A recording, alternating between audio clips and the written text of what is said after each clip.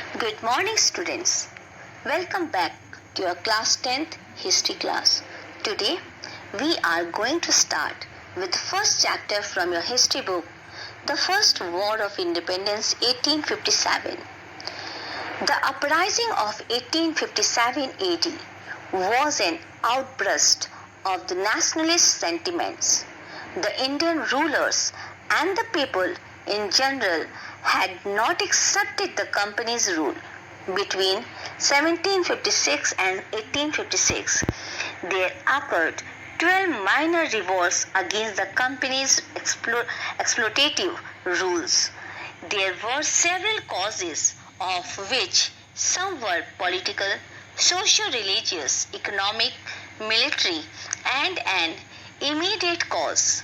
All these had a cumulative effect, leading to the outbreak of India's First War of Independence in 1857 AD.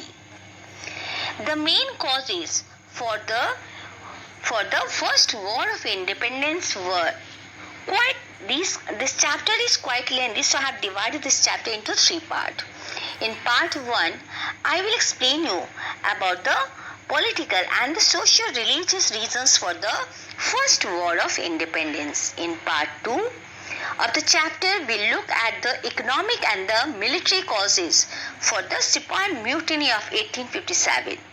And in part 3 of this chapter, we look at the consequences of the Sepoy Mutiny of 1857 and what changes the British brought about as a result of the war. And in the last, I will explain you about the drawback of the First War of Independence. Now let's start with the political causes. The main political causes were: the first is the policy of expansion followed by the British in India. Even since the Battle of Plassey, the company territorial expansion had been rapid. By 1818 AD, when the last Peshwa was dethroned, all princely states had either been annexed, compelled to sign treaties like subsidiary alliances with the company on the latter's own terms and the conditions. So what was the subsidiary alliance? Let me explain. The doctrine of subsidiary alliance was introduced by Lord Richard Wellesley, British Governor General of India from 1798 to 1805. In this policy, an Indian ruler accepting the subsidiary alliance was made to keep a large British force within his territory and had to pay for its maintenance. In lieu of this payment, sometimes a part of the ruler's territory was ceded to the British. Now the next political cause was the policy of doctrine of lapse.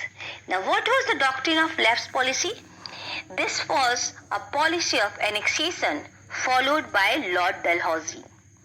The doctrine meant that when a ruler of a dependent state died without a natural heir, the state would pass over to the English company.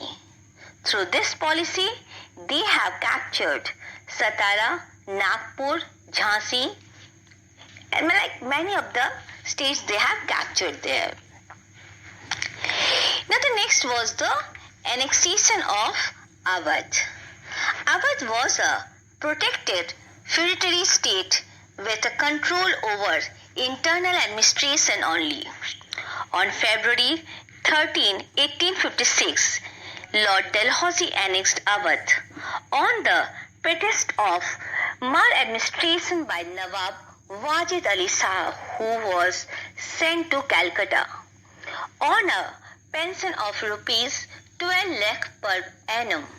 Consequently, a number of talukdars or the nobles, officers and the soldiers were deprived over their status and rendered jobless. Dalhousie's annexation of Awadh to the British Empire was illegal and the people of Awadh were very displaced with the British. So this was the annexation of Awadh. Now next is disrespect shown to the Mughal Emperor Bahadur Shah Jafar. Bahadur Shah Jafar, the Mughal ruler, was under the protection of the company and received a pension from the British. The name of the Mughal king was removed from the coins minted by the company. In 1856, Lord Canning announced that after the death of Bahadur Shah, his successors would not be allowed to use the imperial title with their names and would be known as mere princes. This decision of the British hurt the feeling of the Muslims. Consequently, Jeenat Mahal, the wife of Bahadur Shah, began plotting against them. So these all were the political causes. Now let me explain you about the social causes. Introduction of the social reforms like abolition of sati, forbidding child marriage, infanticide, polygamy, and legalization of widow remarriage. Point 2. The introduction of railways and telegraph lines. Point 3. The policy of social discrimination followed by the British.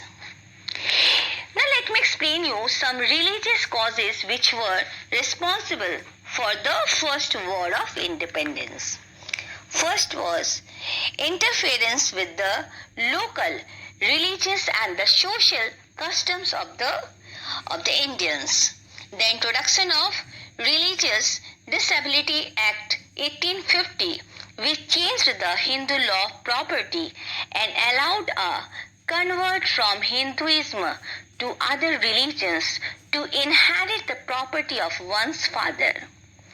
This was regarded as an encouragement to give up one's religious faith. Next, the Widow Remarriage Act, which gave the widows the right to marry again. Next, the British government's support to the Christian missionaries, and in last, taxing the lands belonging to temples and mosques. So all these were the religious causes. Now, tomorrow I will explain you about the second part of this chapter. Thank you. God bless you all.